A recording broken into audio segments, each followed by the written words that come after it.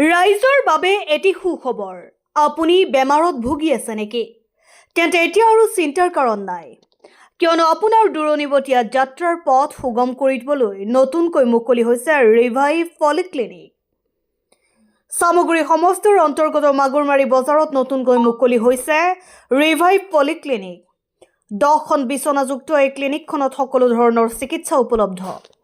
বিশেষকৈ সংখ্যালঘু, অধ্যুষিত আৰু দৰিদ্ৰ সীমাৰেখাৰ তলৰ শ্ৰেণীৰ লোকৰ সুবিধাৰ্থে মুকলি কৰা হৈছে এই ক্লিনিকখনত অতি কম খৰচত বিভিন্ন ধৰণৰ পৰীক্ষা নিৰীক্ষা কৰিব পাৰিব বেমাৰত ভুগি থকা ৰোগীসকলে।